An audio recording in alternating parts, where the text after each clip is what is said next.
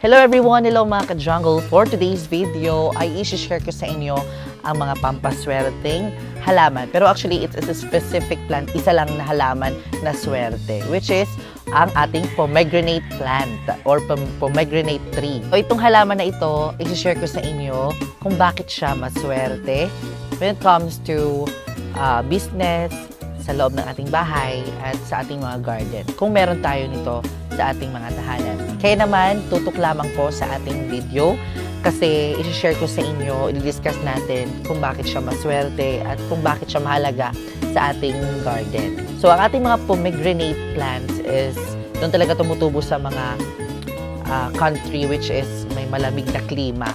Katulad ng Japan, China, Western country. Pero dito sa Pilipinas, madalang lang tayo makapatubo ng mga pomegranate plants. So ito po yung itsura ng pomegranate mga ka-jungle. So yung dahon niya po ay same lamang po siya ng parang lemon. Pero yung bunga niya po ay kakaiba. So pula po ang bunga niya. Kaya naman napakaswerte nitong halaman na ito. Kasi yung red is symbolized po ng health and wealth. Usapan naman natin yung kanyang kaswertihan kapag meron tayo nitong ating pomegranate plants. So, ang ating mga pomegranate plants is specifically doon siya nababase sa ating youthfulness, sa wealth, and also the health. So, ibig sabihin, hindi lamang po siya bumabase sa kaswertihan, bumabase din po siya sa ating kalusugan, which is parang hinihigop niya yung mga toxins sa ating bahay, sa mga, at saka nilalabas niya yung pampaswerte o nilalabas niya yung swerte. Kaya naman itong pomegranate na tree na ito, kapag meron daw kayo nito, ay napakaswerte daw nito. Saan nga ba siya pwedeng ilagay yung ating mga pomegranate tree? So actually, ang mga pomegranate tree is dapat naka-place siya sa southeast portion ng ating bahay. Diyan po dapat siya nakapwesto. Mapansin nyo, nung New Year, nakaraang Chinese New Year, yung iba naglalagay ng pomegranate sa center ng kanilang prosperity bowl.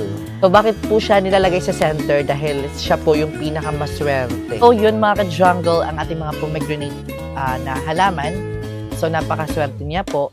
And then, meron din ako nabasang article which is ginagawa nilang amulet yung bunga dahil nga ito po ay nagtataboy din ng malas kapag meron daw tayo nito. So parang hinihiwa nila yung pomegranate fruit, hinihiwa nila, binibilad nila. After ibilad, pag mag-dry, nilalagay nila. Yun mga ka-jungle, pwede siyang ilagay sa center table natin, pwedeng itanim siya sa pot. Actually, tumutubo siya sa pot. Basta lang okay yung weather, maganda yung humidity. Kasi mas gusto nila yung humidity. Even though wala ko dito pomegranate, pero siguro tutubo yung pomegranate dito dahil yung aking, what is that? Tangerine. Yung aking tangerine naman, tumutubo na siya. Tignan nyo naman, meron na siyang bagong usbong na mga dahon. And buyag, tumutubo na talaga siya. So, yan mga ka-jungle, ang ating pomegranate. Kaya naman kung meron kayo nito, napakaswerte.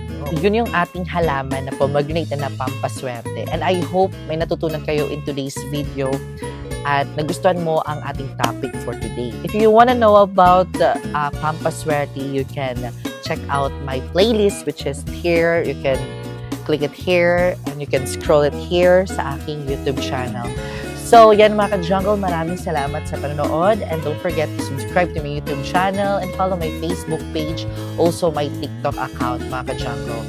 We are celebrating in TikTok 53,000 followers and our YouTube channel 73,000 subscribers and thank you so much because we are lucky enough of this plant. So, maraming salamat sa panonood and I will see you next episode because more plants, less stress.